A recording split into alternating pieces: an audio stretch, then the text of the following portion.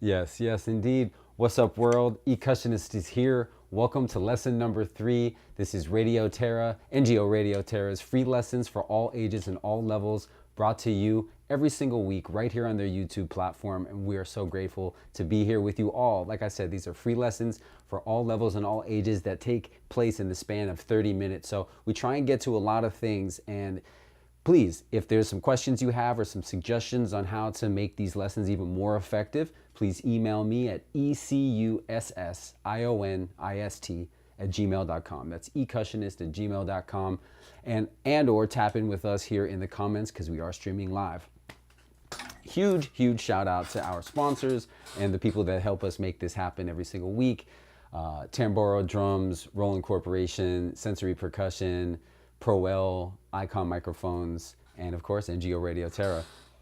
Like I said, my name is Matt Vorsmer, Ecussionist, and you're here in one of my drum studios in North Carolina, and we are excited about talking about a very provocative and important subject matter, and this is time, pocket, and feel, and how all these terms are sort of loosely associated with one another and defined differently from drummer to drummer. Yet, what we do know is that time is our role, time is our job, and we also know that feel is of the utmost importance, right? And we know that groove refers to the thing that we're playing. So when people talk about, oh, he or she or they are grooving super hard, we're probably thinking, or our drummer mind tells us that their time is super solid and the way it feels is incredible. When we're talking about, hey, can you replay that groove again? They're literally asking, can you actually play that information, not can you play that same feel in that same time? That's also insinuated. So, a lot of this stuff has to do with what happens when musicians come together to play. But being that each one of my limbs is a musician playing multiple percussion instruments, we'll get some interplay between my limbs and start to talk about the way those work together and how we can change our feel and how that affects the time within the groove that we're playing, if that makes sense. So,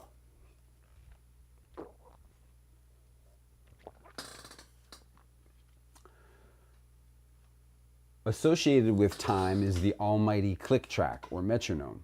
And it's important that we become best friends with this because we use it in the studio, we use it in church, we use it on major live gigs where there's a bunch of backtracks and sequencing happening that you're playing along to. It helps to keep this very organic, cyclical inertia that we carry in ourselves, that is our time feel, well trained. I believe that some people are born with an extremely well-trained, super in-phase clock. Some folks are born with clocks that are a little bit more nebulous or wander off a little bit. And everybody can learn how to tighten up their time. I think some people are born with perfect pitch, just like some people are born with relatively perfect time. And that doesn't mean that you can't be a great professional musician, innovator, or contributor.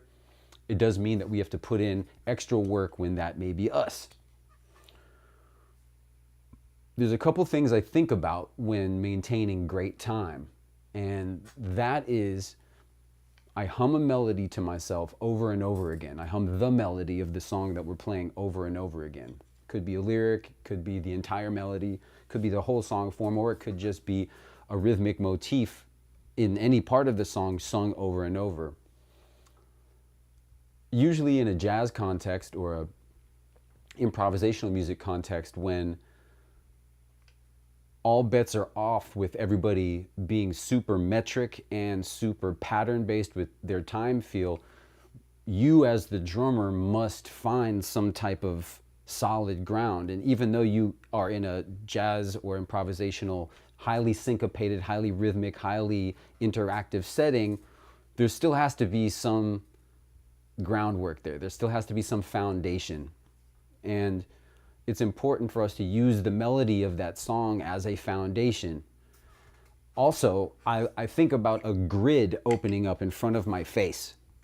In front of in my field of vision, I think about all of the rhythmic patterns and options that I have in order to land myself there, in order to understand and conceive of every single rhythm that could possibly be played within that given time frame, and use that to feel whether or not those options that I'm thinking of in that field are going to match up with the tempo that I'm playing. And if it feels like it could be affecting what's going on right now, chances are that that idea is not to be played. And that's why the rhythmic field helps. Let's play a little bit, and let's talk about my experience as I play a little bit, and then we'll come back and examine.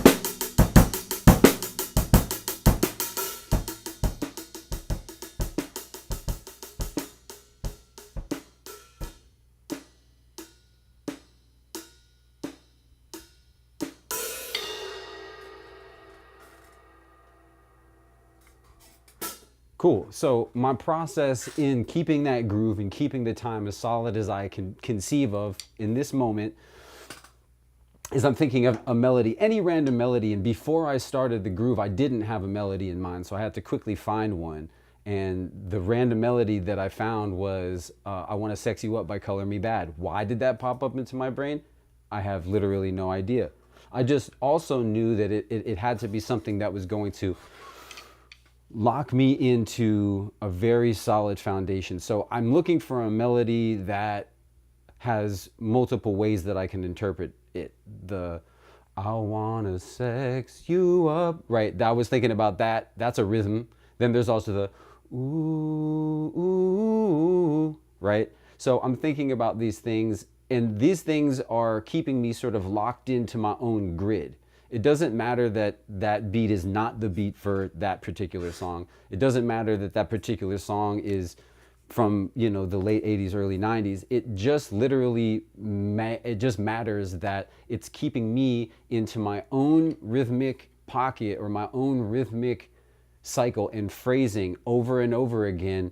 And as long as I'm aware of how what I'm playing matches up with the time feel in my mind, as long as it feels the same the whole time, the time is consistent, right? But if what you're playing all of a sudden sounds a little faster than what you were singing, your rhythmic memory should tell you that you probably sped up a little bit. And that's how we start to get in tune with our own internal clock, right? Because a metronome can tell you that. I know that there's certain tempos that I need to work on, because when I play them, if I'm not super duper careful, I could slow down or I could speed up. And I'm aware of these things, right? Because these things are tendencies that we have. These are real habits that we carry with us, much like how we say or like, or we stutter when we speak. These things are communicational patterns and communicational habits. They may be a direct result of an impediment, or they may, and that's a whole different case. But even still, all of us have our handicaps as creatives, and we want to be aware of them, at least at bare minimum. Having them is okay, but as long as we're aware that when we do this, we speed up, or when we do that, we slow down, we can be mindful of the moment. Let me continue to play, and as I find different ways of describing time, feel, and groove, I will demonstrate that and talk about it. Here's something else at a completely different tempo, and again, I'm still going to use the singing the melody of any particular song in my head over and over, and hopefully that gives you an idea of solid time playing as a result of singing a melody over and over.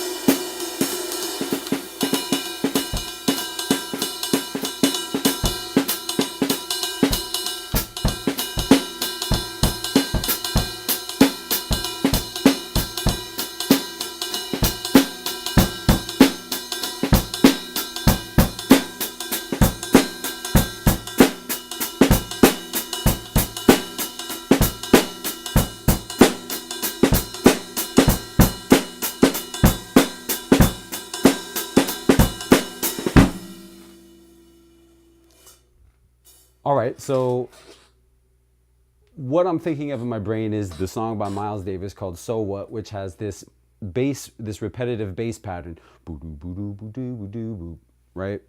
Boo-doo, boo-doo, boo-doo, boo-doo. I'm singing that in my head, and I'm thinking about the chords, and I know the song, and it's allowing me to be locked into my own rhythmic structural framework. It allows me to continue to hear a pattern. Sometimes it can be hard to tell where the pattern begins or where it ends, or if it's even a pattern at all, because when we're playing swing, in order to keep these upbeats alive while still listening to the soloist's ideas and not dominating that, but while interplaying with the piano to accompany that soloist, and then all the while making sure that this ride cymbal is locked in with the bass player, well, that's a whole lot of different time feels happening at the same time, and that comes together to form what we call a pocket. Let's check this out again. There is a pocket happening between all of my limbs.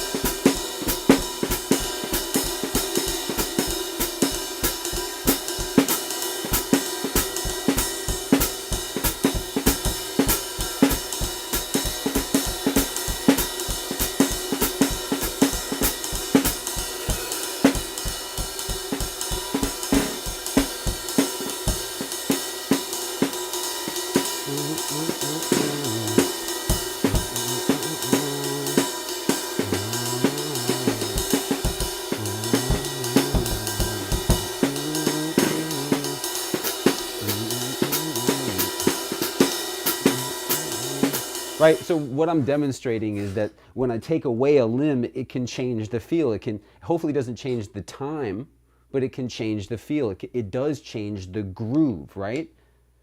And that can change the pocket. The pocket, though, might stay in time if the time doesn't change, but the pocket might change if you take away an element. Okay, let's look at something else. Let's look at a hip hop breakbeat. All right, let's check this out. So I believe this is from the Winstons, Impeach the President.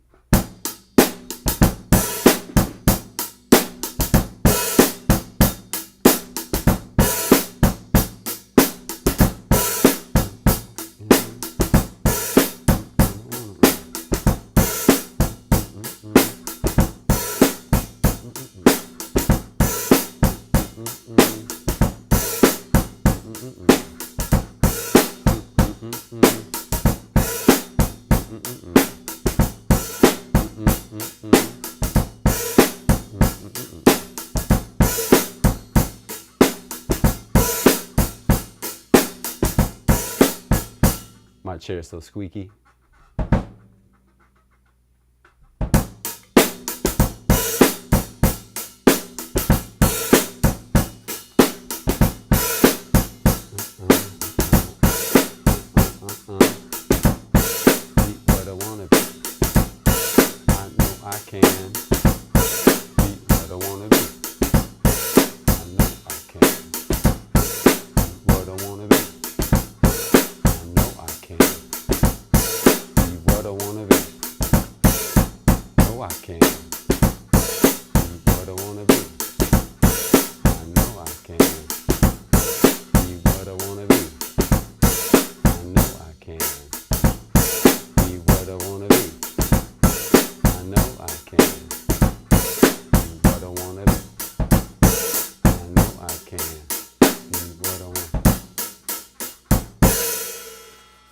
Right, so I'm choosing to take one of the many hip-hop classics that have been put on top of that particular breakbeat and use that to keep myself within my own personal rhythmic framework. That headspace, that thinking, even if you don't think that what I'm demonstrating for you is a good demonstration from a drumistic perspective, the headspace, the thinking is what you should be thinking about. The headspace, the thinking is what I absolutely know within my soul is correct. It is just that once you get in tune with your own sense of time, with your own sense of groove, with your own sense of maintaining all these different elements and holding them into place, in space, moving through time, which is what we're doing, right? Because time is happening. It's not just this revolving circle that's staying still. It's a revolving circle that's moving forward always. It's more of an undulating spiral than it is like just a spinny wheel of death, right? It's this thing that continues to evolve and expand. And if we can think about time like that, then we can have a a more flexible understanding of it. We are not machines. We can be machine-like, and there's a real desire and a real need as a drummer to be as perfect for the moment as possible. Perfect for the moment in an avant-garde space might be about leaving more space than not. But perfect in a funk setting is you are the clock and you don't move, right?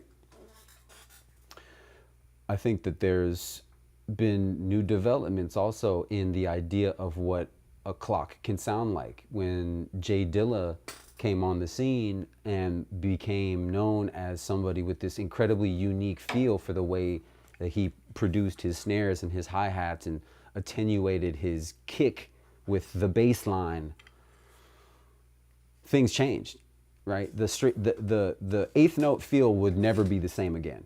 And this is a conversation about groove. It has to do with time, and it ultimately affects the pocket, right? The time being whatever tempo we're at, and then holding it.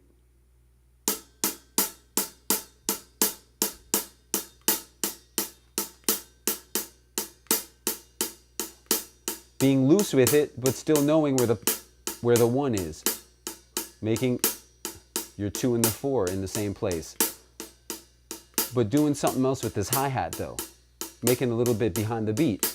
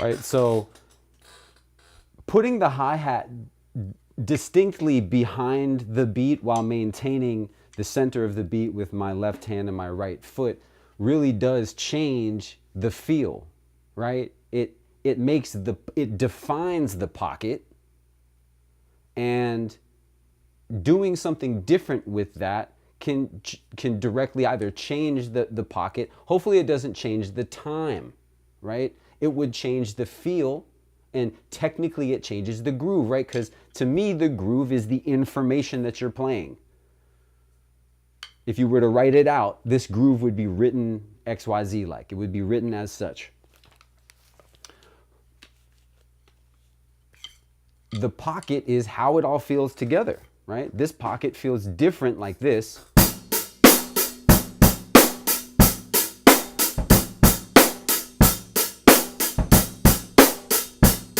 than it does like this.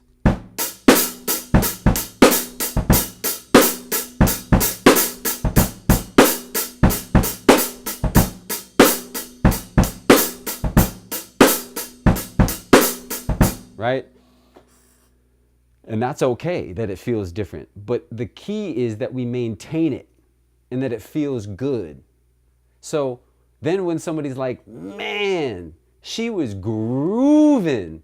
What they really mean to say is that pocket felt good and their time was solid and there wasn't nothing to mistrust. There wasn't nothing to look at sideways and say, that needs to be tighter, right?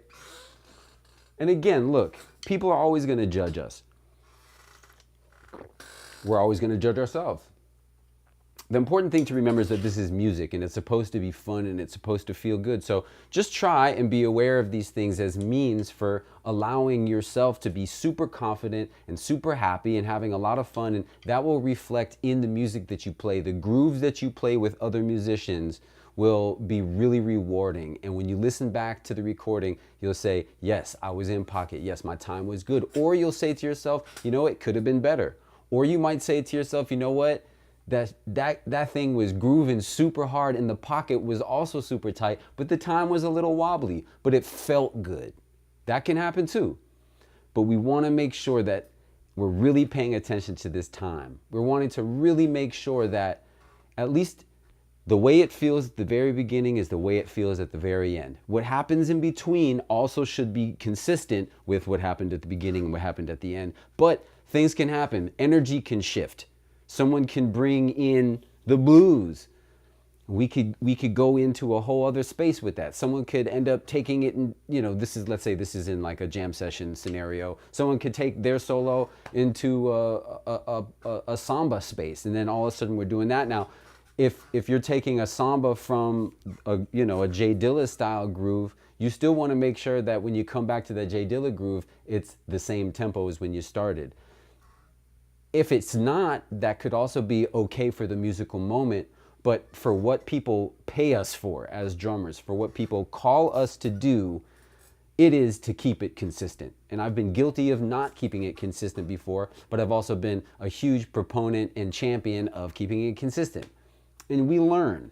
These are things that we do. Now, one thing I want to emphasize is that volume matters. Volume changes the feel of things, which can ultimately, if you're not careful, change the time unknowingly. Because while you were sitting there trying to figure out how to make the volumes balance with each limb, you may have sacrificed your time feel. You may have forgotten the essence or the je ne sais quoi of the thing.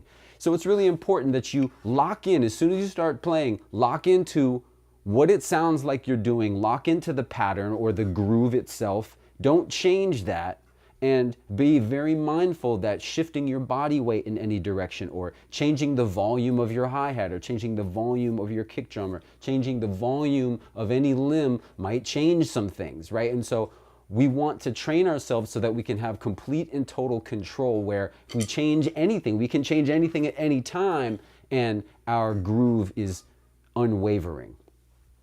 So that's super important to check out. And let's continue on.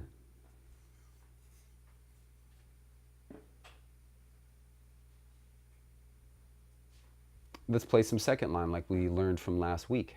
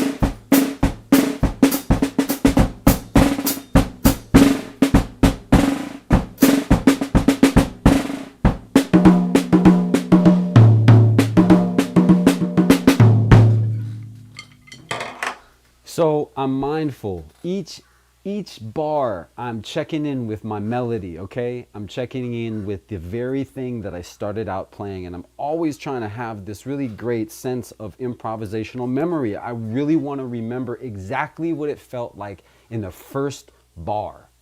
What it feels like in the first bar or two is going to set the tone for everybody else. They're going to expect what happened in those first two bars to keep looping. That's the nature of what we do. That's also the nature of hip hop. So even if you're in a swing setting, being mindful of that need to loop in some way, shape, or form, right? Because even if you're playing a bunch of stuff, you know,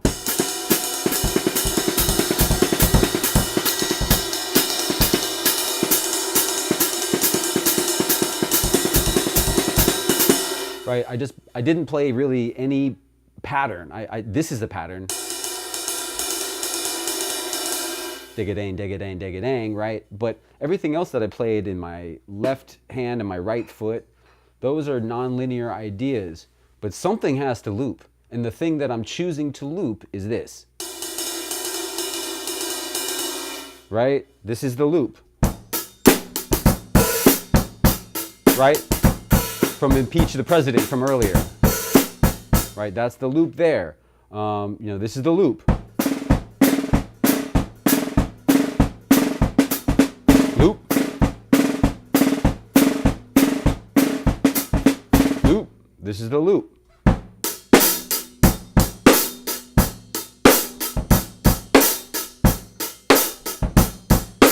Right? We're just going to keep it going and keep it feeling good. And I think that's the most important thing to remember. So, volume matters.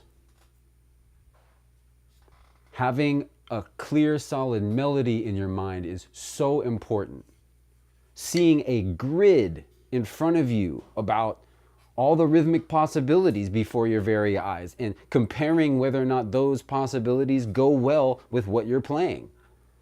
You can feel that, see that, you can taste it, you can touch it, whatever sense you need to get into to apply that to what you're doing right now, and whether or not that would make sense for right now musically is so important.